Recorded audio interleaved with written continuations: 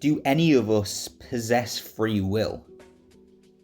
Do we have autonomy over our own actions, able to control and guide our destinies?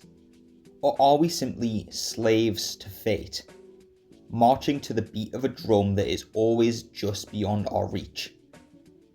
Are we truly free? And if we're not, what does that mean for humanity?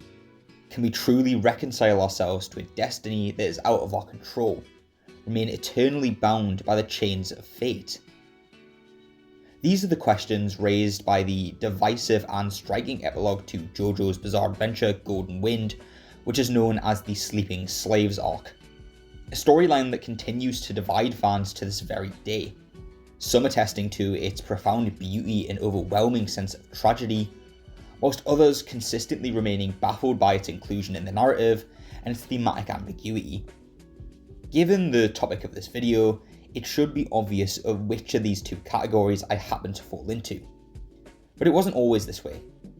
When I first saw the Sleeping Slaves arc, I simply couldn't make head nor tails of it. It just seemed so out of place. The transition from the climactic final showdown between Diavolo and Jojo to the strange side story was abrupt and jarring.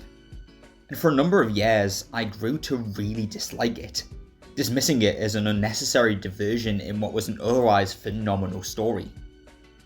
But as I sat with the ideas it presented a little more, the Sleeping Slaves arc began to unveil itself to me, unravelling, until finally I was able to reconcile myself to what it was striving to say.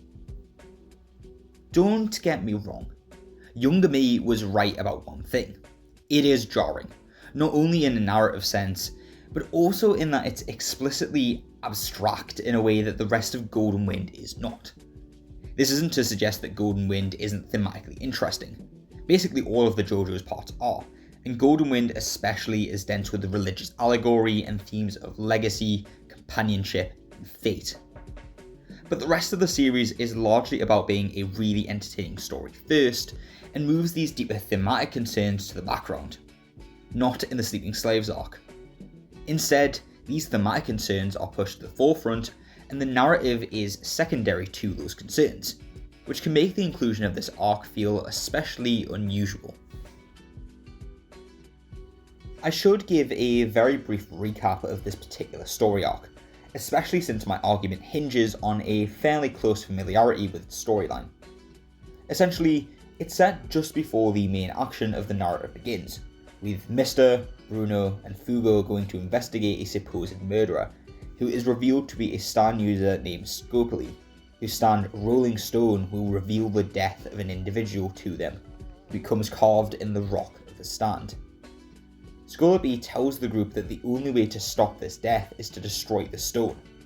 When Mr. is revealed by Rolling Stone, he attempts to destroy it, and succeeds, with the stand then revealing that Bruno, Abacchio, and Arancha are fated to die instead. Taken at face value, this can all seem a little redundant, especially considering that nobody actually sees the stone change, and therefore unaware of their impending fates. But when we begin to closely consider this idea of fate, the Sleeping Slaves arc begins to become more relevant. Fundamentally, I believe that what Sleeping Slaves proposes is that we as humans do lack a certain sense of control over the wider workings of the universe. That in attempting to control or defy our fates, we are only cheating ourselves of a better and more meaningful life, one that is defined by our own ideals and our own actions, and is not spent attempting to dominate the incomprehensible disorder that defines fate and the universe. Scolopi observes that the gang never attempt to turn away from their fates, and recognises that whilst their path is full of hardships, they might eventually find some meaning in it, some understanding in the madness and disorder. And when we examine this epilogue in terms of the wider narrative of the part, it becomes especially interesting. Diavolo, the main villain of the part, seeks to have complete dominance over fate, to either predict it using a stand's secondary ability, Epitaph, or control it through the ability of King Crimson. Being the deranged, paranoid shell of an individual that he is, he believes that he can outrun or conquer fate through sheer force of will. Jojo, on the other hand, fully embraces his fate. He accepts the card he is dealt. His relationship to Dio is not something he rejects, as Diavolo rejects his relationship to his estranged daughter Trish, but embraces it, and as such it works not to dominate him, but empower him, propelling him closer to victory. Even at the end of their battle, Diavolo cannot accept that the workings of fate are beyond his control. When Golden experiences Requiem, which is a separate consciousness from Jojo, this is very important to emphasize, tells Diavolo that he will never reach the truth. Perhaps it is this truth that he is referring to, the fundamental truth that some things are simply beyond our control, no matter how hard we try, or struggle, or wish it were not so. And this realization might be cause to despair, were it not for the fundamental optimism at the heart of the Sleeping Slaves arc. We cannot control our own fates, just as the gang cannot control the immense danger they face in the mission they undertake. But it is the realization of this cosmic powerlessness that liberates us. Some things are, very simply, beyond our control. As individuals, we are limited. This is why we must continue forward. Scopely even remarks as such, stating that the gang are sleeping slaves who will find some meaning once they awaken, i.e., once they become aware that fate is beyond the control or the power of any one individual or group, even one as supremely powerful as Diavolo. Therefore, this meaning that he speaks of can be found elsewhere, can be dictated by the thoughts and ideals of the individual.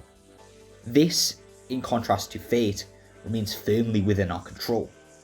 Life isn't about cheating or conquering the world, but embracing its absurdity and finding our own individual reasons to live, our own meanings. It was Goethe who claimed that none are more hopelessly enslaved than those who believe that they are free. But if we are able to accept the larger movements of fate are out of our individual control, that free will is real but not absolute, then the truth is within our grasp, and we can begin to search for our own meaning once we accept the limitations of ourselves and of our universe. At least, this is what I think that the Sleeping Slaves arc is attempting to tell us.